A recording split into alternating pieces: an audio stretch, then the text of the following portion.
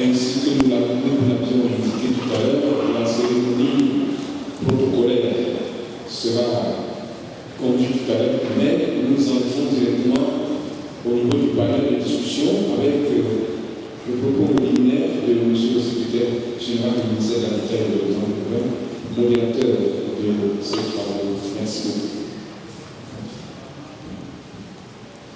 Monsieur le préfet du département de la Région, distingué d'autorité tout autour des étages du gouvernement respectif, distingués participants, mesdames et messieurs, permettez-moi à l'entame de mon propos de vous souhaiter au nom de Madame le ministre de l'Habitat et du Développement urbain une chaleureuse bienvenue dans la salle polyvalente de la communauté urbaine de Bafoussam. Et de vous exprimer dans le même temps mes remerciements pour avoir honoré l'invitation à ce dialogue sectoriel sur le thème migration et urbanisation au Cameroun. Qu'il nous soit permis, avant toute chose, d'exprimer la sincère déclaration de Madame le ministre au président de la République concernant son secrétaire, dont les directives données au gouvernement sont la justification première de notre présence ce jour. Ces très hautes directives chez l'État, répétées au ministre, suffisent donc à nous rappeler l'importance de l'enjeu qui nous rassemble et l'urgence qui apporte des solutions durables. Je voudrais par la même occasion d'emmener exprimer toute ma reconnaissance au système des Nations Unies en général et particulièrement à l'Organisation internationale pour les migrations, notre partenaire de longue date, pour sa collaboration constante et son appui technique dans l'élaboration des politiques et programmes inclusifs en matière de gestion urbaine et de prise en charge des dynamiques migratoires.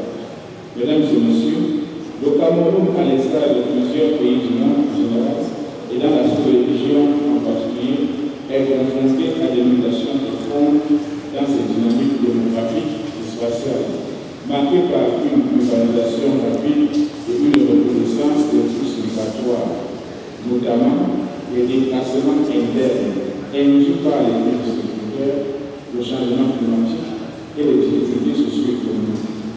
Ce phénomène exerce une pression accrue sur les infrastructures et les services humains, posant ainsi des défis majeurs à l'aménagement du territoire et à la rénovation du cadre de la population. C'est dans ce contexte que le ministère de l'Habitat et du Développement urbain s'emploie, conformément aux propositions suffisant, à promouvoir une urbanisation maîtrisée, inclusive et résiliente.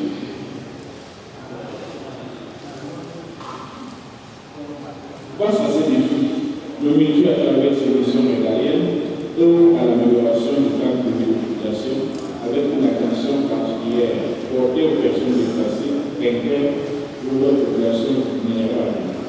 Deux programmes majeurs illustrent notre engagement dans cette dynamique.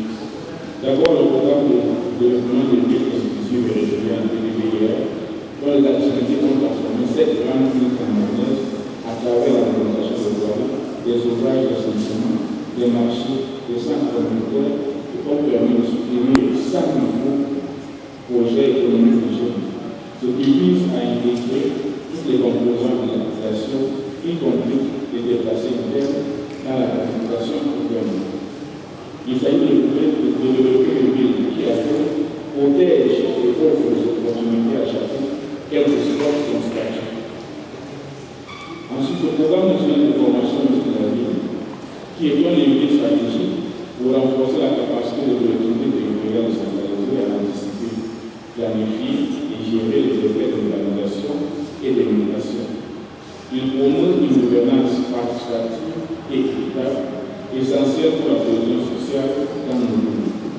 De même, nous avons en perspective une série de projets qui visent une gestion durable et participative en faveur du mouvement du Cameroun, notamment le projet de mobilité urbaine rurale, dont le but est d'améliorer la mobilité urbaine et de soutenir un développement urbain et économique inclusif le long de certains axes de transport à vue, des bus et des lignes de l'académie.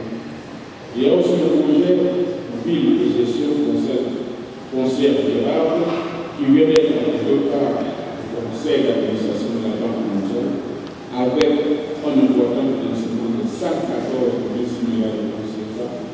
Cette enveloppe représente un appui significatif dans sa stratégie de développement durable, notamment dans les plans de métropole comme Douala et Yaoundé, avec des interventions prioritaires sur la voirie, les infrastructures de drainage, les équipements sociaux de base et la gouvernance foncière. Mesdames et messieurs, je voudrais saluer l'excellente collaboration entre le département ministériel et le MINU et l'organisation des étudiants pour l'immigration.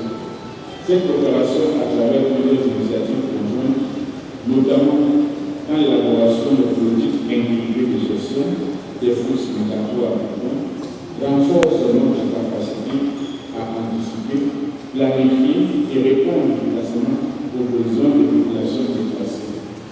L'édition 2005 de la JMH prend une dimension particulière à la mesure où elle donne l'occasion aux acteurs de réfléchir au début tout en mettant en lumière les progrès accomplis par le Cameroun sous la conduite du chef de l'État, son Excellence M. Folbiya, à l'effet de saluer conformément au DD particulièrement au DD 8, travail des centres de croissance économique. L'urbanisation et l'immigration sont souvent motivées par la recherche d'opportunités économiques. Cet objectif met l'accent sur la création d'emplois décents et le soutien à une croissance économique inclusive dans les zones urbaines. ODD 10, réduction des inégalités. L'immigration, qu'elle soit interne ou transfrontalière, met en évidence les inégalités sociales et économiques. Cet objectif encourage une meilleure intégration des migrants et une réduction des écarts entre les zones rurales et urbaines. ODD 11, ville communautaire durable. Cet objectif vise à rendre des villes inclusives, sûres, résilientes et durables. Il s'applique directement aux défis de l'urbanisation rapide, notamment la gestion des logements sociaux, l'amélioration de l'infrastructure urbaine et la réduction des impacts environnementaux dans les grandes villes comme Douala et Yaoundé. Pour les 13, action de logement. Les migrations résultent de manière croissante des facteurs environnementaux tels que la désertification de notre pays et le changement climatique. Cet objectif insiste sur l'adoption de politiques visant à atténuer les effets du climat et soutenir les populations vulnérables. Tous témoignent de notre volonté de bâtir un développement de harmonie qui ne laisse personne de côté. L'immigration, bien que souvent perçue sous un angle de crise, peut devenir un véritable d'innovation, de diversité et de croissance inclusive si elles sont convenablement intégrées dans les politiques de développement commun. Ce dialogue nous offre ainsi une approche précise de réflexion commune, de partage d'expériences et de formulation de recommandations concrètes pour une meilleure articulation entre migration et urbanisation. Je souhaite que les travaux de ce jour soient porteurs de solutions innovantes et surtout d'un engagement collectif renouvelé en faveur de villes plus inclusives, plus justes, résilientes et plus durables.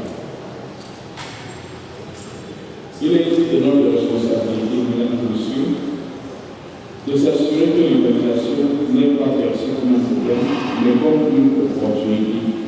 Une opportunité pour bâtir des villes plus inclusives, plus résilientes, plus durables et plus solidaires. C'est pourquoi notre Madame la ministre et de l'ensemble du gouvernement de la République, je réitère notre engagement à poursuivre et renforcer les réformes en cours pour garantir un habitat digne et durable à tous, y compris les victimes liées aux catastrophes naturelles et les couches vulnérables déplacées par les violences. La première session que vous suivez qui devra durer 2 heures plus pourra pour intervenir tout d'abord le fait du département de la République et les représentants des institutions suivantes, MIONCAF, MENAC, AFD, Banque mondiale. Comme il nous souhaite local, il nous est imparti. J'invite les partenaires à regarder à l'essentiel et à l'exposé. Une dizaine de minutes pourrait donc environ serait raisonnable pour chaque intervention. Tout en vous remerciant infiniment, et si vous en avez confiance, je Je laisse la parole à M. le préfet de la Mine.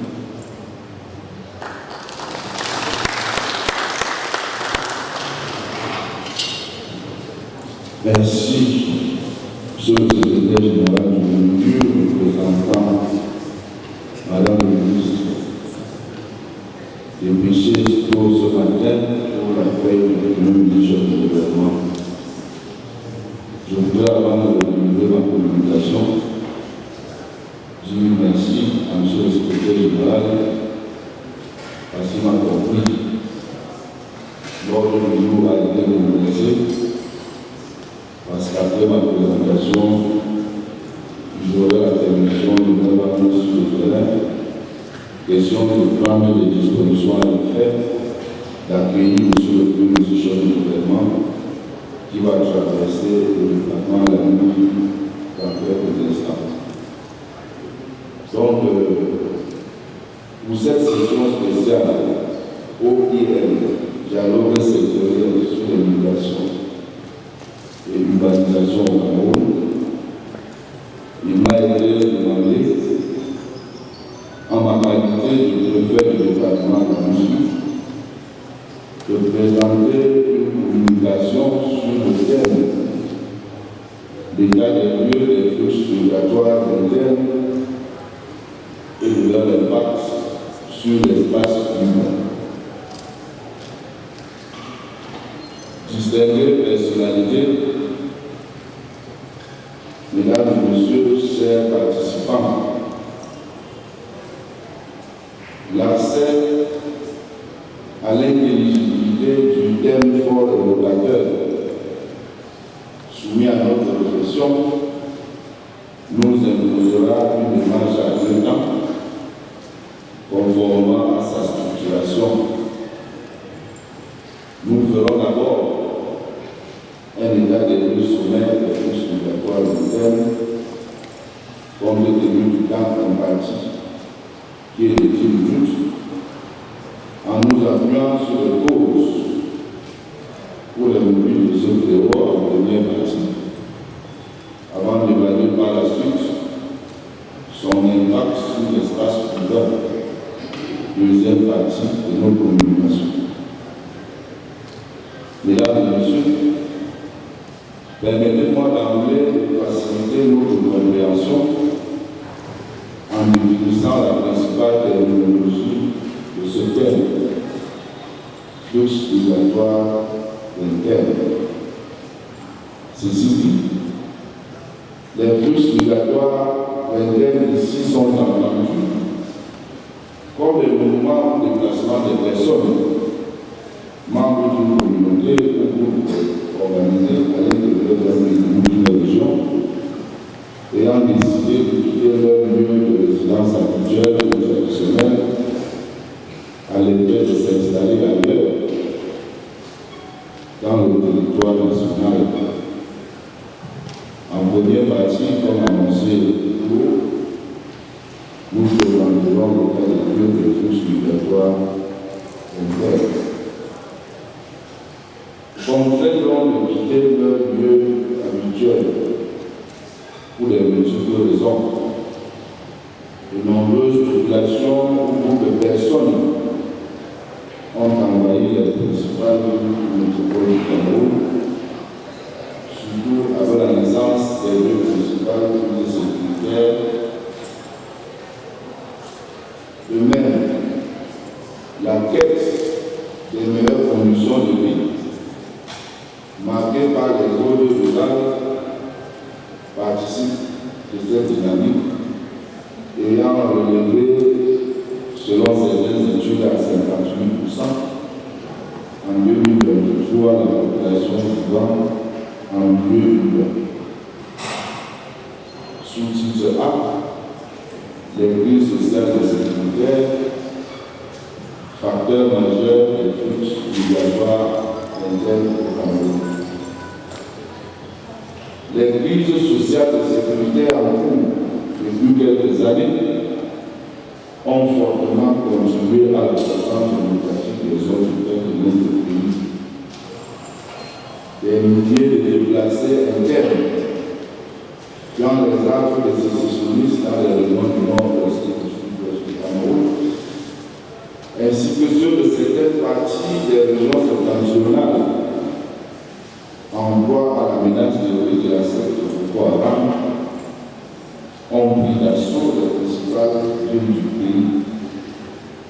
Les villes de Yaoundé, Douala et Bafoussam sont les plus convoitées, au même titre que les localités proches des zones de crise.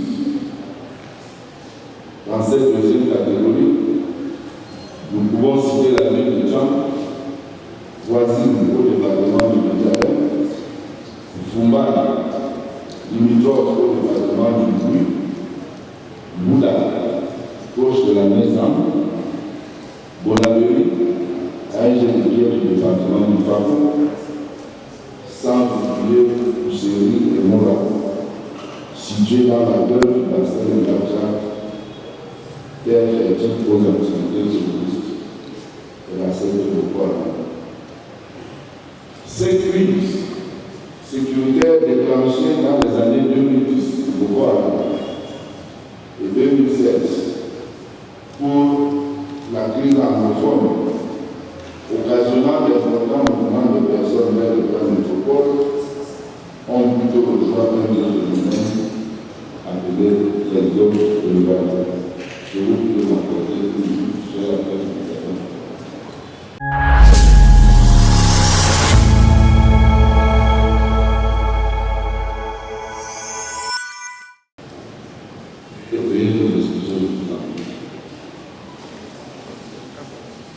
Je voudrais, avant cet appel, en train de dire que ces crimes sécuritaires déclenchés dans les années 2010 pour 2016 sous la crise anglophone, occasionnant d'importants mouvements de personnes vers le plan métropole, ont plutôt rejoint un vieux phénomène appelé les zones rurales. C'est l'objet de notre sous-titulé les zones rurales, présenté comme catalyseur des crises migratoires internes. Aussi vieux que le monde, le phénomène des zones rurales, caractérisé par le déplacement des populations, les zones rurales vers les métropoles, en quête de meilleures conditions de vie, est à l'origine de la pression croissante que subissent les familles. Les raisons éducatives qui obligent généralement les jeunes élèves à migrer vers les villes, susceptibles de favoriser la suite de leur cursus dans les établissements offrant des sites adéquats, notamment le besoin de poursuivre la formation universitaire et professionnelle après l'opération du baccalauréat plus ce cas justifie largement le développement des zones rurales au profit des métropoles, le cas des villes universitaires. Aussi, l'implication et les effets du changement climatique, sécheresse et inondation perturbent de plus en plus le cycle agricole et pastoral, avec pour conséquence l'abandon des petites activités au profit des métiers nouveaux propres aux zones urbaines. À titre d'exemple palpable, les jeunes agriculteurs, déçus par la production, abandonnent de plus en plus les champs et deviennent moto-taximens en ville. Certaines sources révèlent que 60% des conducteurs de moto-taxi dans nos grandes métropoles sont originaires de la partie septentrionale du pays, découragés par la sécheresse et les inondations, incompatibles aux travaux champêtres et à l'élevage. Monsieur le secrétaire général, distingués participants, mesdames et messieurs, l'état des lieux ainsi succinctement dressé ouvre naturellement la voie à l'évaluation de l'impact de cette crise migratoire interne sur l'espace urbain. Ce qui fait l'objet de notre deuxième partie, intitulée l'impact des crises migratoires sur l'espace urbain. S'il faut reconnaître que ces flux migratoires contribuent au développement économique de ces grandes métropoles, tout en favorisant la diversification culturelle, linguistique et traditionnelle, matérialisant ainsi la politique de l'intégration nationale et du vivre ensemble, si chère à notre pays. Il est à souligner également en grand chef que ce phénomène présente des conséquences multifacétiques sur l'espace public. D'où le sous-titre A, l'impact au plan social. Les flux migratoires augmentent inévitablement le coût du chômage dans l'espace public. La main-d'œuvre devenant abondante et moins chère, les jeunes développés, face à leurs activités, vont développer des sources de revenus malsaines et illicites, telles que le banditisme, la prostitution et autres trafics de tout genre. L'accroissement des actes d'insécurité, tels que les vols, les viols, les agressions, les assassinats, les braquages, la cybercriminalité, les kidnappings avec des demandes de rançon et le phénomène de micro ou de retour dans nos métropoles pour son développement, dans ce taux de chômage élevé imposé par le taux de l'État. Le désordre humain dicte sa loi dans ces métropoles, caractérisée par l'insécurité sous toutes ses formes, l'anarchie, l'insalubrité et les constructions sans expertise technique et documentation de la langue. Au nom de la législatrice, les partis, les gardes et les convois naissent au quotidien en pleine chaussée, entraînant ainsi les embouteillages de l'urgence de toutes sortes. La pression foncière accentue les litiges fonciers ainsi que l'occupation des zones non constructives à l'usage des mariages, des plans de politique, etc., aux conséquences désastreuses. Nous n'oublierons jamais les catastrophes de Kouachi de 2019 et Bangolo à Yaoundé ayant amené de nombreuses familles dues au non-respect des règles d'urbanisme et du plan d'occupation des sols. La souffrance interpellative en saison pluvieuse des habitants des quartiers composés essentiellement des déplacés dans la ville de Douala ne laisse personne indifférent. Les quartiers vulnérables tels que Babana, Bonabomé dans l'arrondissement de Douala-Kadiens, Bessengue, quartier Mamoun, à Douala-Kadiens, Bois des Singes, le quartier Bacha, Douala-Kadiens, constitués essentiellement de groupes déplacés, soit sous les actes des inondations, avec à la clé de multiples cas de maladies. Les maladies résultant des eaux souillées font le quotidien de ces infortunés qui, pour la plupart, n'ont jamais connu de la crime. Le sous-titre B de notre communication portera sur l'impact au plan économique et infrastructurel. La hausse des prix des denrées alimentaires et autres produits de première nécessité, du fait de la pression sans cesse croissante des demandeurs, dans un environnement où la balance entre l'offre et la demande est devenue suffisamment équilibrée, impacte naturellement le contenu de la vie.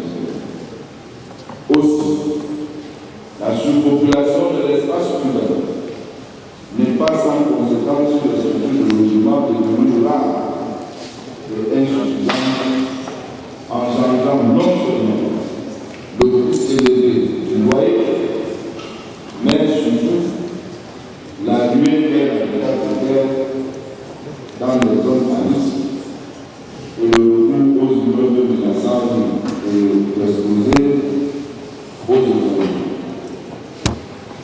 Souvenons-nous des victimes de l'effondrement de l'immeuble L+7 il y a 2 années à Montpellier dans l'arrondissement de Douala-Saint-Quentin, malgré de multiples sommations des autorités municipales. La promiscuité ambiante rendant difficile, voire impossible, l'urbanisation des quartiers de guerre constituant de véritables freins à l'accès équitable aux services essentiels.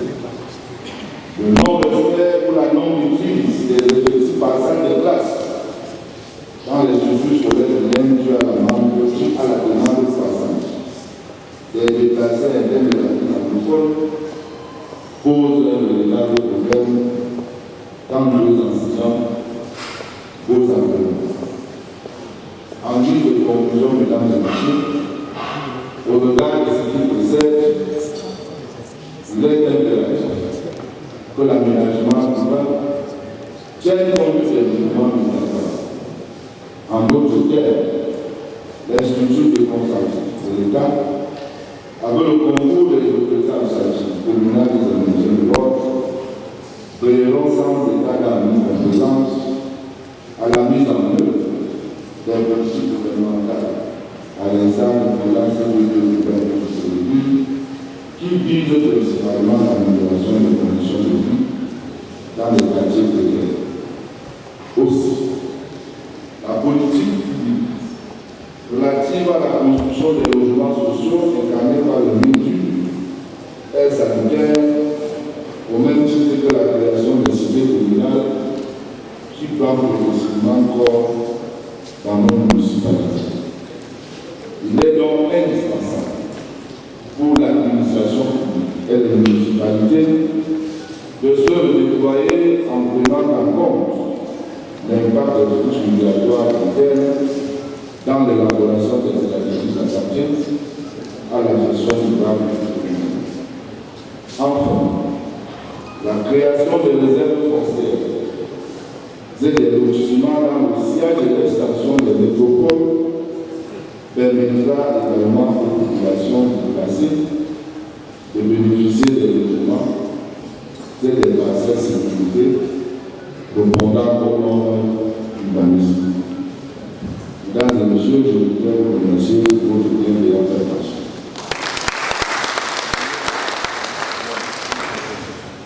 C'est nous qui vous remercions, monsieur le préfet, d'avoir trouvé le temps pour venir partager avec nous cette haute importante réflexion.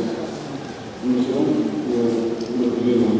prenons quand même que vous avez fait, on vient d'exposer, nous a permis de comprendre l'état des lieux de flux migratoires internes. Nous sommes justement une conséquence directe des principales crises sécuritaires de la quête des meilleures conditions de vie des populations. Vous avez en deuxième partie fait l'évaluation de l'impact de ces flux migratoires dans l'espace du globe. Nous reprenons particulièrement les activités urbaines, les séismes, la récession de certaines maladies, sur le plan économique, la hausse des prix. Vous avez formulé une très importante recommandation que nous donnons, à savoir qu'il est impératif que l'aménagement urbain tienne compte des mouvements migratoires dans la réaction de ces stratégies adaptées. Nous remercions encore une fois à événements exceptionnels, conséquences de comportements exceptionnels, nous pouvons faire session spéciale OIM. Nous ne pourrons pas respecter les gouvernements de la tête qui a été présenté et défini. Ceci donc, après les réactions du monsieur, nous pouvons lui permettre de sa participation professionnelle et avec encore toujours l'accomplissement de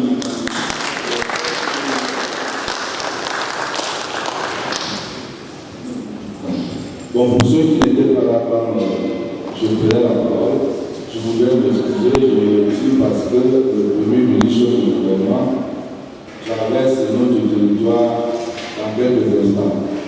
nous allons l'accueillir à l'auteur dans tous nos excuses. Merci.